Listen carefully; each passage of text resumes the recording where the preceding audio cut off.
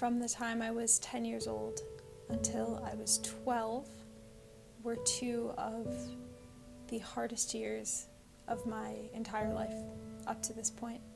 That difficult period of my life, ironically, was ushered in by choir. I began singing in my church's children's choir when I was 9, and pretty much immediately was completely hooked. It was such a fun, emotional outlet, and it made me feel like I was a part of something bigger than myself. The following year, I had the opportunity to audition for the Barrington Children's Choir. I had never auditioned for anything in my life before. I was accepted, and I was so overjoyed and so excited. That September was when we began rehearsals for our Christmas concert that year, and I loved every second of it. The rehearsals were so much fun. I was making friends. I loved the music that we were singing. I was going into rehearsals every week and just putting my entire little heart into everything that I was singing.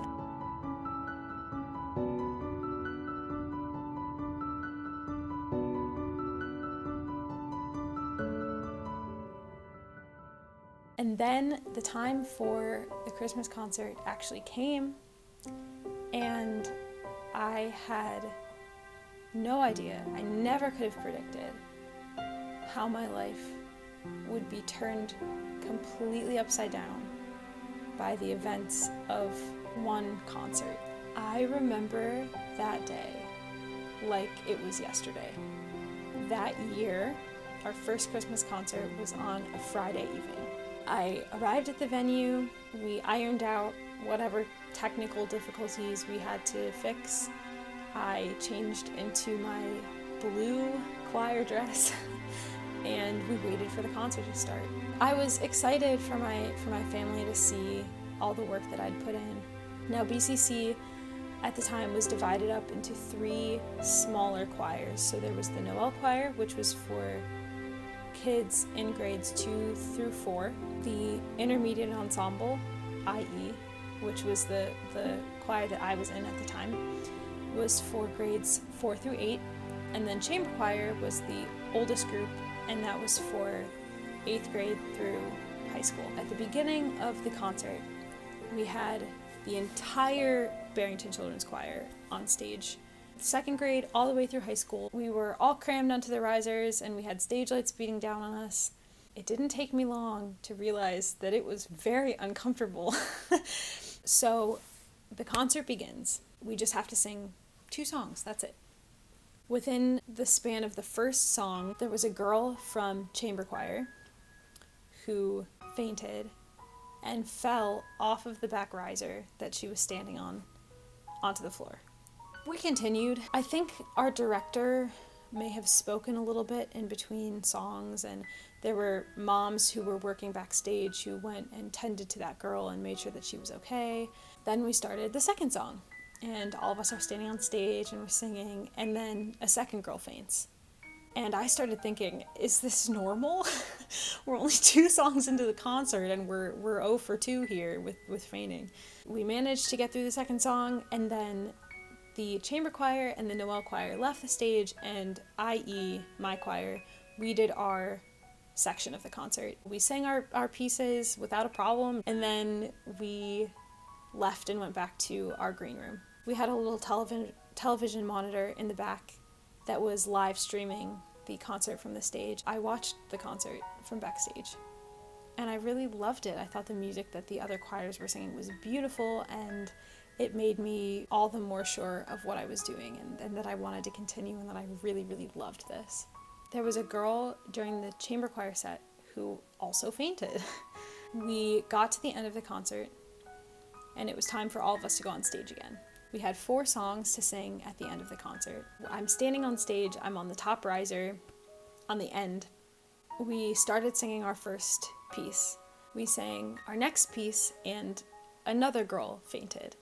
And she hit the floor, and I was just watching all of this happen. Stage moms were going crazy, running around with ice packs and water bottles and making sure that people were being taken care of.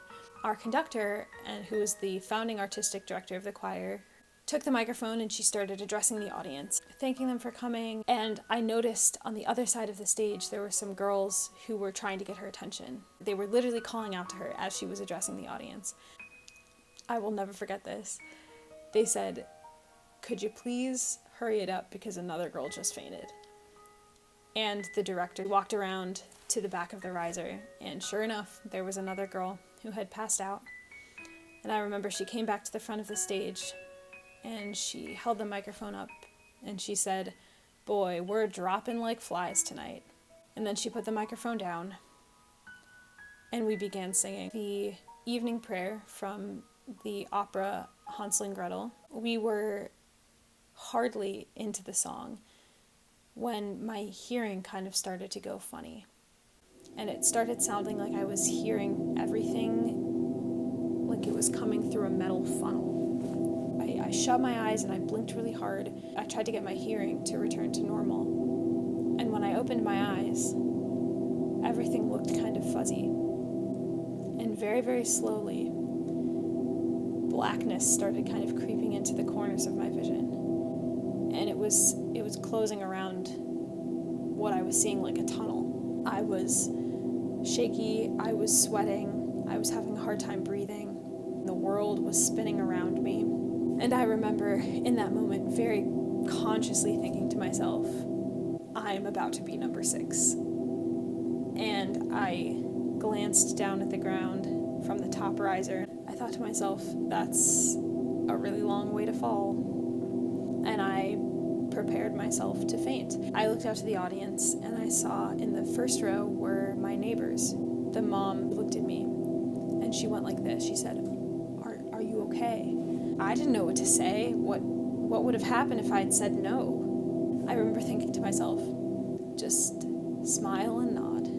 And that was exactly what I did. I tried to force myself to smile and shake my head very slowly. Yes, I'm okay. Really though, I wasn't okay at all. And then all of a sudden, in the blink of an eye, the song was over. And it was time to sing our final number, which was Silent Night. They shut off all the lights in the auditorium and they gave us each electric candles that we processed around the dark auditorium with. We were no longer crammed together. There were no longer stage lights on us. I still felt pretty sick, but I got through it. And then I went backstage. I drank a lot of water. I collected myself and I went out to the lobby. I saw my mom standing right by the door waiting for me. So I walked right up to her and I smiled and I said, "Mom, I'm okay." So I had a concert the next day and my mom asked me, "Do you want to do this concert? You have really had a rough go of it tonight, so if you don't want to sing tomorrow, I will understand." And I remember thinking, of course I want to sing tomorrow. So the next day, when it came time for the concert, I went on stage and everything was fine. We sang our first 2 pieces with combined choirs and everything was fine. Nobody fainted. When it was time for IE to do our set of songs, all of a sudden I started feeling really dizzy and my legs started shaking uncontrollably and I started feeling nauseous. So I made the difficult decision to walk off. I was embarrassed and I sat backstage and I cried. The choir came off stage and my director came back and she asked if I was okay and what happened, and I explained it to her and she said that she understood and that I didn't have to go on for the rest of the concert, and I didn't. I continued to feel sick until the concert was over. To me as a 10-year-old, that concert experience was very traumatic. From that day on, for the next 2 years of my life, I could not sing. I was combating panic attacks with such frequency and such intensity that it affected my schoolwork, it affected my social life, and most of all, it affected my music making. So many times I thought about just quitting altogether. Every time I walked into a rehearsal room, I would break down in tears. I would have panic attacks every single time I opened my mouth to sing. I got made fun of. I had some kids tell me that I should just quit, that I would never be any good, that I was making them look bad.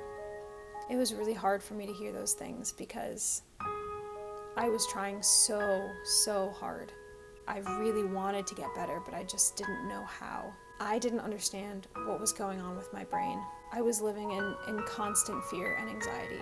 It's hard for many adults to understand anxiety and panic attacks unless they've experienced those things themselves, let alone how hard it is for children to understand them.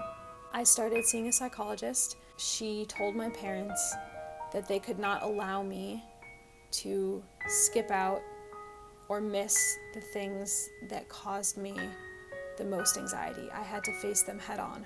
And my parents stuck to that. I went to everything. There were days I had breakdowns going into school.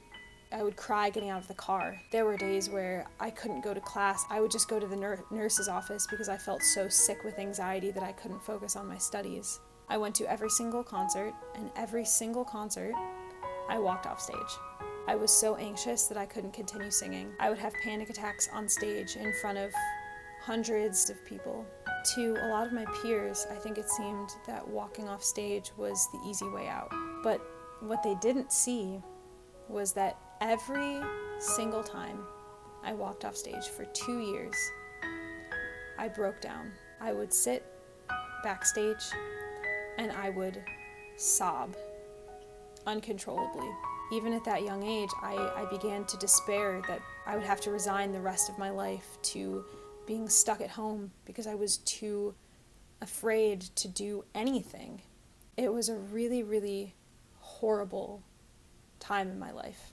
During this period of my life, I really took to the evening prayer from Hansel and Gretel, which was the song that we were in the middle of singing when I got very sick and almost fainted during that first Christmas concert. It was our choir's signature song that we sang every Christmas concert. In the opera, the song is sung when Hansel and Gretel are lost in the woods and they're about to fall asleep. They don't know where they are and they're terrified. And they ask the Lord to send 14 angels to protect them. 2 at their head, 2 at their feet, 2 on their right hand, 2 on their left hand, 2 to cover them, 2 to hover over them and keep watch, and 2 to guide their steps to heaven.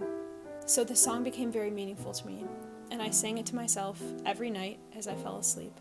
In situations where I found myself feeling anxious, I would remember this song, and I would ask God to send 14 angels to me. Angels seem to be very present at this point in my life. My parents gifted me a stone angel. It was about 1.5 inches or 2 inches long, and it had the words, "I will never leave you," carved into it. And I carried this angel around with me everywhere. I still have that angel actually, and the whole bottom of it is smooth from where I rubbed it every day. Someone else at the time gifted me an angel pin. If I was going into a situation where I knew I was going to be feeling anxious, I would pin that angel on the inside of my clothes so that nobody could see it, but I could feel it and I knew that it was there.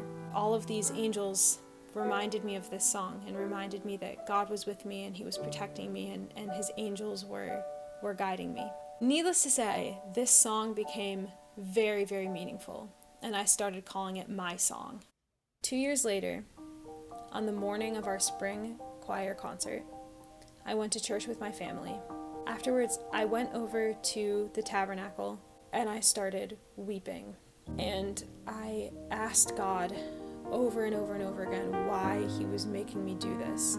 Why didn't I just quit? Why was I still putting myself through this torture and embarrassment? It was humiliating, and I was dreading the concert that afternoon. Much to everybody's surprise that day, I stayed on stage for the entire concert. That to me was the biggest victory of my life up to that point, and one of the biggest still to this day. And my choir director, who had become very close to me, gave me a huge hug, and everybody told me how proud they were of me. I cried tears of relief that day. And it was one of the best days of my entire life. For my 15th birthday, I got tickets to my very first opera, and it was a performance of Hansel and Gretel. For some reason, I never put it together that the Hansel and Gretel prayer that became so meaningful to me was from the opera Hansel and Gretel. It just never clicked in my brain for some reason. So I went to see this opera, and they start singing this song, and my jaw hit the floor. I was engrossed in this performance. I mean, it was like my heart was on stage with those singers. That moment in my life was so transformative. I had never felt the power of music as strongly as I did that day sitting in the nosebleed seats at Lyric Opera of Chicago, sobbing my little eyes out watching this performance. I really renewed my commitment to music, and my passion just grew and grew and grew. I stayed in that choir until I graduated from high school, and it was a huge accomplishment for me, and I never forgot everything that I went through to get to that point. I stuck with it, and I smashed through every obstacle that was placed in front of me, and my passion and my love for music just grew exponentially. I had so many amazing opportunities with BCC. I sang for the Joffrey Ballet. I sang at the Lilac Festival on Mackinac Island in Michigan. I made so many of my best friends who saw me truly at my lowest and still loved me and stuck by me and supported me. The friends that I made through BCC, I think I'll have for the rest of my life because of that.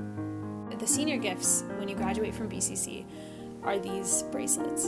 On one side it has engraved the letter T, and on the other side it says BCC 2016, which was the year that I graduated. This bracelet means so much to me because it's a reminder of everything that I came through and everything that I accomplished to be where I am today. Since graduating from BCC, I've had so many incredible opportunities. I am in the Catholic University of America Chamber Choir.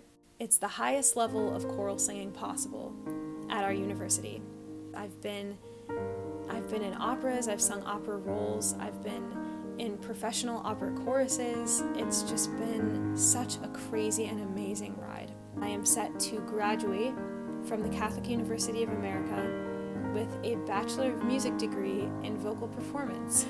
If you had told me when I was 10 or 11 years old that I would go to college to study singing, I would have thought you were crazy. I would have thought there is no way, and yet here I am, and I'm so happy, and I'm so blessed to be able to do what I do every day.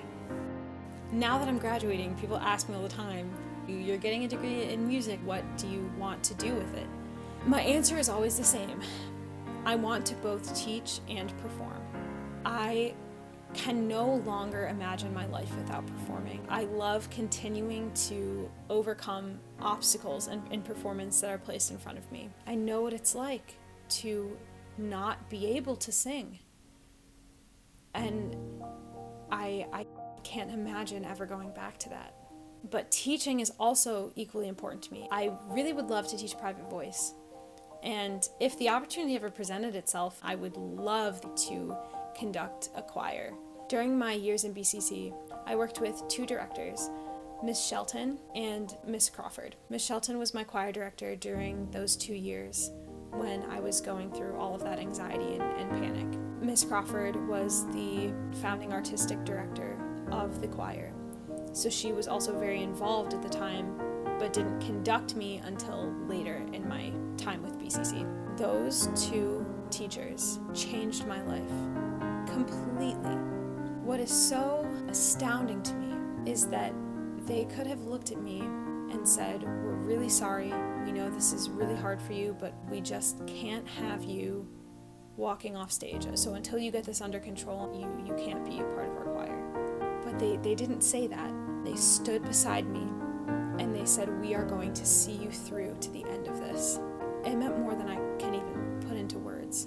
The compassion that they showed to me turned my entire life around, and I would not be here without them today. The thought of potentially being able to do that for another child and to share the gift of music. That is really what I want to give back.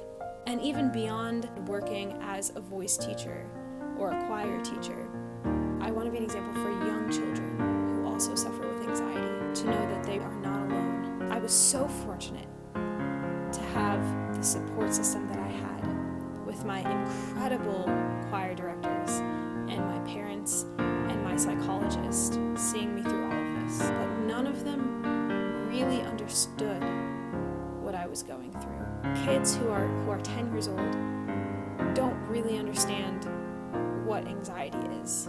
Most people don't experience that until they're a little bit older. While a lot of those adults could look at me and say, I understand what anxiety is and I understand what you're going through, it's a unique experience to have at such a young age. One of my life goals is to be a living, breathing, tangible source of hope and comfort for kids who might be going through a similar experience to what I went through. I want to share with them the things that helped me, because I can speak from personal experience. I felt so hopeless during those years of my life, and I almost gave up entirely the thing that I was most passionate about. I almost lost that. There are probably kids out there who are on the verge of giving up because they're so fearful or so anxious, whether that is a sport or theater or music or whatever they're passionate about. And I want to be able to look those kids in the eye and say, don't give up. It's going to be a long journey, but it is so worth it in the end. I can't say for certain what the future holds. I'm at a very interesting point in my life right now where I get to define success for myself. Success to me is being able to use music and to be able to use my story to impact people.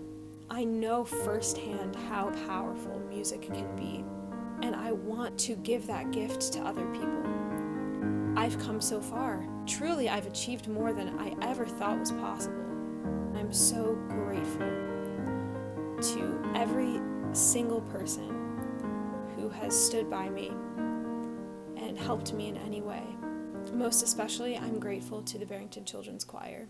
I think back to the years that I spent with Miss Shelton and Miss Crawford, and I think of how impactful they were to me. And I want to give that same love to other people. I don't know how my vision of success will play out in the rest of my life. All I can say with certainty is that I am so grateful